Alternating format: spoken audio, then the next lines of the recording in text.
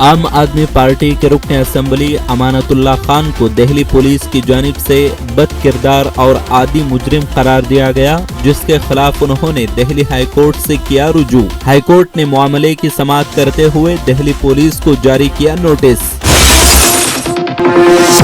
کانگریس کے آزادی گورو یاترا کا دہلی کے راج گھاٹ پر ہوا اختتام۔ کانگریس صدر سونیا گاندھی، سیوا دل کے صدر لال جی بھائی دیسائی اور پارٹی کے دیگر لیڈران نے کی اس تقریب میں شرکت۔ آزادی کی 75ویں سالگرہ کے موقع پر گجرات کے گاندھی دھام سے دہلی کے راج گھاٹ تک سیوا دل کے کارکنوں نے نکالی یاترا۔ اس یاترا نے گجرات، راجستھان، ہریانہ کا 58 دنوں میں تقریباً 1200 کلومیٹر کا سفر کیا طے۔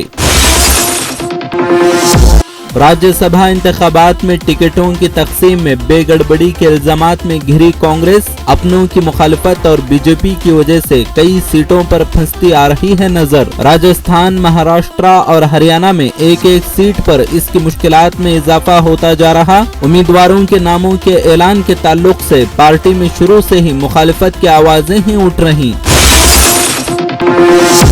گیان ویپی مسجد مقدمہ وارانسی سیشن عدالت میں زیر سماعت اور مسجد کمیٹی کی طرف سے وکلاء کامیاب پیروی کر رہے۔ جمعیت علماء کے گلزار اعظمی نے کہا کہ مسلم نمائندوں کو مساجد پر بحث کرنے کے لیے ٹی وی چینلوں پر جانا مناسب نہیں، اور کہا کہ گودی میڈیا کے شکنجے سے بچنے کے لیے ایسے پروگرام میں شرکت نہیں کرنا چاہیے۔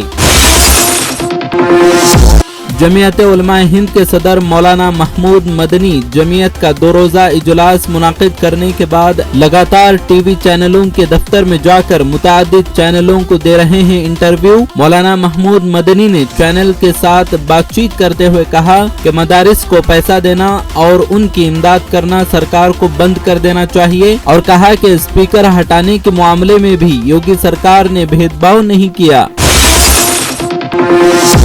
بہار میں ذات پات کی مردم شماری کا راستہ ہوا صاف۔ وزیر اعلیٰ نتیش کمار کی صدارت میں ہوئی آل پارٹی میٹنگ میں ذات پات کی مردم شماری کو دے دی گئی منظوری۔ بی جے پی کے ساتھ تمام سیاسی جماعتوں نے متفقہ طور پر ذات پات کی مردم شماری کرانے کا کیا فیصلہ، اور بی جے پی کے سینئر لیڈر سشیل مودی نے اس سلسلے میں منظور کردہ قرارداد کی بھی کی حمایت۔ سپریم کورٹ نے ملک کے تعلیمی نظام کو لے کر کیا تلخ تبصرہ۔ جسٹس بی آر گوائی اور جسٹس ہما کوہلی کی بینچ نے کہا کہ ملک میں تعلیمی نظام ایک انڈسٹری بن چکا ہے جنہیں بڑے کاروباری گھرانے چلا رہے ہیں۔ میڈیکل فیس اتنی ہے کہ ڈاکٹری کی پڑھائی کے لیے طلبہ کو یوکرین جیسے دور دراز کے ممالک تک جانا پڑ رہا ہے۔ دہلی کی ہوا پھر ہوئی بے حد خراب، کئی علاقوں میں حالات سنگین زمرے میں داخل۔ اس موسم میں دہلی کی ہوا کا معیار ٹھیک ٹھاک رہتا ہے، لیکن عادات کے مطابق ہوا کا معیار بے حد خراب زمرے میں چلا گیا، جبکہ کچھ علاقوں میں تو AQI سنگین زمرے میں پہنچ گیا۔ سینٹرل پولوشن کنٹرول بورڈ کے مطابق شمالی دہلی کے آنند وہار میں AQI 444 تک پہنچ گیا۔